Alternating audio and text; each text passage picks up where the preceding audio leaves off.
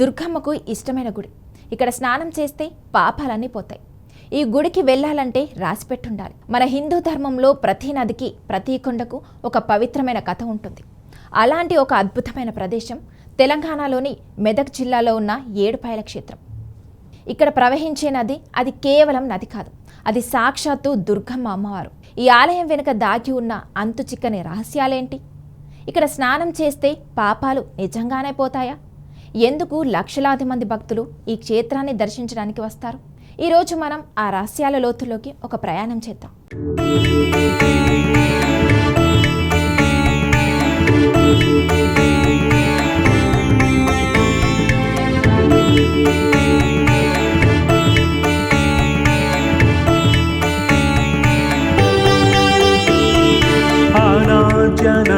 అనాద్యనంతరూపాం త్వాం జననీం సర్వదేహినాం శ్రీవిష్ణురూపిణీం వందే మహాలక్ష్మీం పరమేశ్వరి. ఈ అద్భుతమైన క్షేత్రం కథ ప్రాచీన కాలంలో జమదగ్ని మహర్షి, రేణుకాదేవిల జీవితంలో మొదలవుతుంది. జమదగ్ని మహర్షికి కోపం చాలా ఎక్కువ. ఒకరోజు ఆయన తన భార్య రేణుకాదేవిపై కోపంతో తన కుమారుడైన పరశురాముణ్ణి తల్లిని చంపమని ఆజ్ఞాపించాడు. పరశురాముడు తండ్రి మాటను శిరసావహించి తన గొడ్డలితో తల్లిని నరికాడు. తల్లిని నరికిన ఆ క్షణమే పరశురాముడి చేతికి ఆ గొడ్డలి అతుక్కుపోయింది. తన తల్లిని చంపిన పాపం అతన్ని వెంటాడింది. అతను తన పాపానికి ప్రాయచిత్తం కోసం దుర్గమ్మను ప్రార్థించాడు. అతని భక్తికి మెచ్చిన దుర్గమ్మ 7 మార్గాలలో నదిని సృష్టించింది. ఆ 7 పాయలలో స్నానం చేస్తే అతని పాపం పోతుందని చెప్పింది. పరశురాముడు ఆ 7 పాయలలో స్నానం చేసిన తర్వాత అతని చేతికి అతుక్కుపోయిన గొడ్డలి పడిపోయింది. ఆ గొడ్డలి పన్న చోటే ఈరోజు మనం చూస్తున్న దుర్గమ్మ ఆలయం వెలిసిందని పురాణాలు చెప్తున్నాయి. ఈ గొడ్డలి పన్న చోటే 7 నదులు ఒకే చోట కలుస్తాయి. అందుకే ఈ ప్రదేశాన్ని 7 పాయలు అంటారు.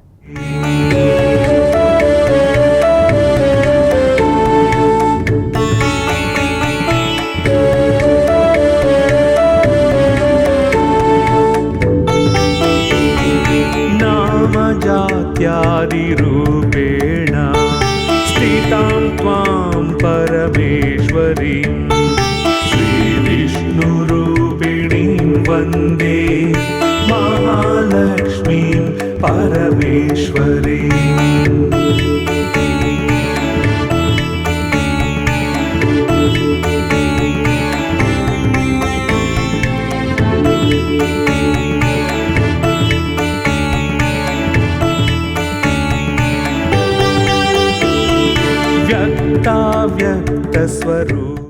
ఈ క్షేత్రం కేవలం పురాణాల మీద ఆధారపడలేదు, అది ఒక జీవనశక్తి కేంద్రం.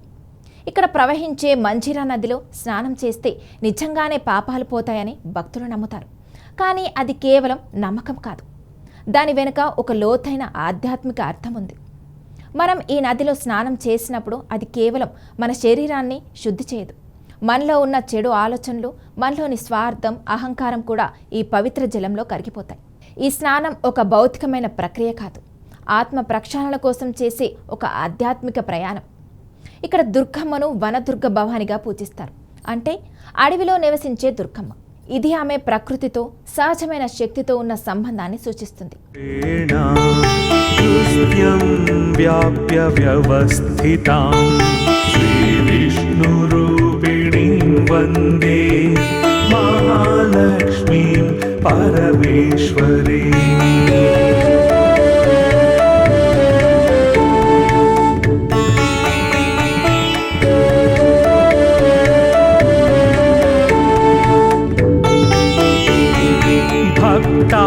భక్తానందప్రదాం పూర్ణాం పూర్ణకామకరీం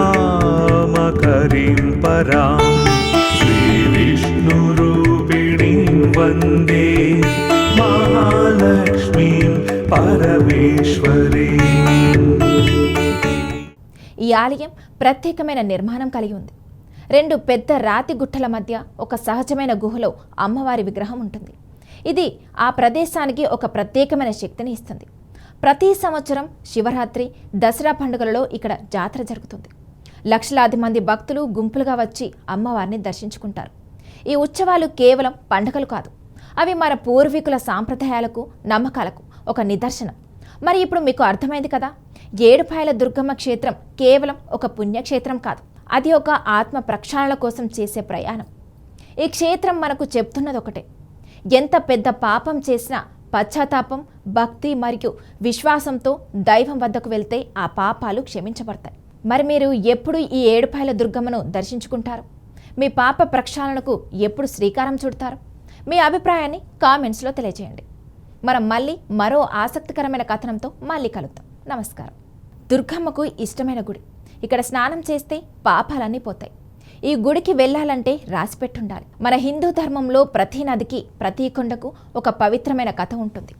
అలాంటి ఒక అద్భుతమైన ప్రదేశం తెలంగాణలోని మెదక్ జిల్లాలో ఉన్న ఏడుపాయల క్షేత్రం. ఇక్కడ ప్రవహించే నది, అది కేవలం నది కాదు, అది సాక్షాత్తు దుర్గమ్మ అమ్మవారు. ఈ ఆలయం వెనుక దాగి ఉన్న అంతు చిక్కని రహస్యాలేంటి? ఇక్కడ స్నానం చేస్తే పాపాలు నిజంగానే పోతాయా? ఎందుకు లక్షలాది మంది భక్తులు ఈ క్షేత్రాన్ని దర్శించడానికి వస్తారు? ఈరోజు మనం ఆ రహస్యాల లోతుల్లోకి ఒక ప్రయాణం చేద్దాం.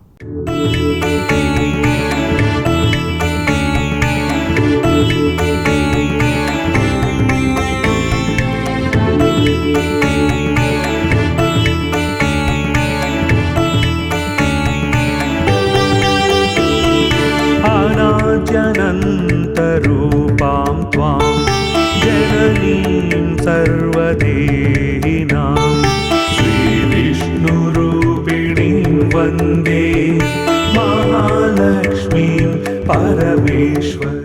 ఈ అద్భుతమైన క్షేత్రం కథ ప్రాచీన కాలంలో జమదగ్ని మహర్షి, రేణుకాదేవిల జీవితంలో మొదలవుతుంది. జమదగ్ని మహర్షికి కోపం చాలా ఎక్కువ. ఒకరోజు ఆయన తన భార్య రేణుకాదేవిపై కోపంతో తన కుమారుడైన పరశురాముణ్ణి తల్లిని చంపమని ఆజ్ఞాపించాడు. పరశురాముడు తండ్రి మాటను శిరసావహించి తన గొడ్డలితో తల్లిని నరికాడు. తల్లిని నరికిన ఆ క్షణమే పరశురాముడి చేతికి ఆ గొడ్డలి అతుక్కుపోయింది. తన తల్లిని చంపిన పాపం అతన్ని వెంటాడింది. అతను తన పాపానికి ప్రాయచిత్తం కోసం దుర్గమ్మను ప్రార్థించాడు. అతని భక్తికి మెచ్చిన దుర్గమ్మ 7 మార్గాలలో నదిని సృష్టించింది. ఆ 7 పాయలలో స్నానం చేస్తే అతని పాపం పోతుందని చెప్పింది. పరశురాముడు ఆ 7 పాయలలో స్నానం చేసిన తర్వాత అతని చేతికి అతుక్కుపోయిన గొడ్డలి పడిపోయింది. ఆ గొడ్డలి పన్న చోటే ఈరోజు మనం చూస్తున్న దుర్గమ్మ ఆలయం వెలిసిందని పురాణాలు చెప్తున్నాయి. ఈ గొడ్డలి పన్న చోటే 7 నదులు ఒకే చోట కలుస్తాయి. అందుకే ఈ ప్రదేశాన్ని 7 పాయలు అంటారు.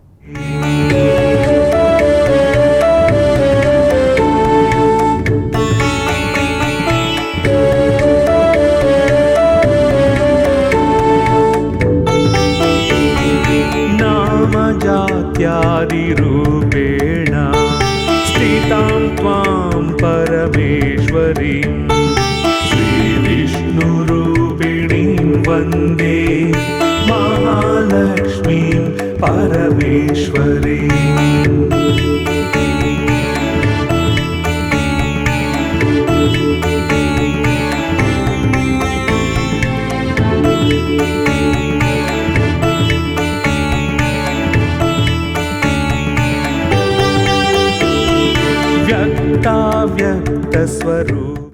ఈ క్షేత్రం కేవలం పురాణాల మీద ఆధారపడలేదు, అది ఒక జీవన శక్తి కేంద్రం. ఇక్కడ ప్రవహించే మంజీరా నదిలో స్నానం చేస్తే నిజంగానే పాపాలు పోతాయని భక్తులు నమ్ముతారు. కానీ అది కేవలం నమ్మకం కాదు, దాని వెనుక ఒక లోతైన ఆధ్యాత్మిక అర్థం ఉంది. మనం ఈ నదిలో స్నానం చేసినప్పుడు అది కేవలం మన శరీరాన్ని శుద్ధి చేయదు. మనలో ఉన్న చెడు ఆలోచనలు, మనలోని స్వార్థం, అహంకారం కూడా ఈ పవిత్ర జలంలో కరిగిపోతాయి. ఈ స్నానం ఒక భౌతికమైన ప్రక్రియ కాదు, ఆత్మ ప్రక్షాళన కోసం చేసే ఒక ఆధ్యాత్మిక ప్రయాణం. ఇక్కడ దుర్గమ్మను వనదుర్గ భవానిగా పూజిస్తారు, అంటే అడవిలో నివసించే దుర్గమ్మ. ఇది ఆమె ప్రకృతితో, సహజమైన శక్తితో ఉన్న సంబంధాన్ని సూచిస్తుంది.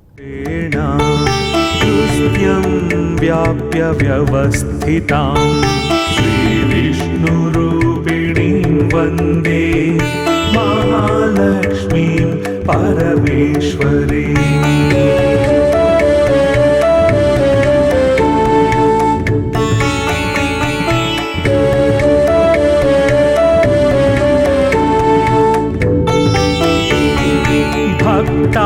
భక్తానందప్రదాం పూర్ణాం పూర్ణకామకరీం పరాం శ్రీవిష్ణురూపిణీం వందే परमेश्वरी। ఈ ఆలయం ప్రత్యేకమైన నిర్మాణం కలిగి ఉంది. 2 పెద్ద రాతి గుట్టల మధ్య ఒక సహజమైన గుహలో అమ్మవారి విగ్రహం ఉంటుంది. ఇది ఆ ప్రదేశానికి ఒక ప్రత్యేకమైన శక్తిని ఇస్తుంది. ప్రతి సంవత్సరం శివరాత్రి, దసరా పండుగలలో ఇక్కడ జాతర జరుగుతుంది. లక్షలాది మంది భక్తులు గుంపులుగా వచ్చి అమ్మవారిని దర్శించుకుంటారు. ఈ ఉత్సవాలు కేవలం పండుగలు కాదు, అవి మన పూర్వీకుల సాంప్రదాయాలకు, నమ్మకాలకు ఒక నిదర్శనం. మరి ఇప్పుడు మీకు అర్థమైంది కదా, ఏడుపాయల దుర్గమ్మ క్షేత్రం కేవలం ఒక పుణ్యక్షేత్రం కాదు, అది ఒక ఆత్మ ప్రక్షాళన కోసం చేసే ప్రయాణం. ఈ క్షేత్రం మనకు చెప్తున్నది ఒకటే: ఎంత పెద్ద పాపం చేసినా పశ్చాత్తాపం, భక్తి మరియు విశ్వాసంతో దైవం వద్దకు వెళ్తే ఆ పాపాలు క్షమించబడతాయి. మరి మీరు ఎప్పుడు ఈ ఏడుపాయల దుర్గమ్మను దర్శించుకుంటారు? మీ పాప ప్రక్షాళనకు ఎప్పుడు శ్రీకారం చుడతారు? మీ అభిప్రాయాన్ని కామెంట్స్లో తెలియజేయండి. మనం మళ్ళీ మరో ఆసక్తికరమైన కథనంతో మళ్ళీ కలుద్దాం. నమస్కారం.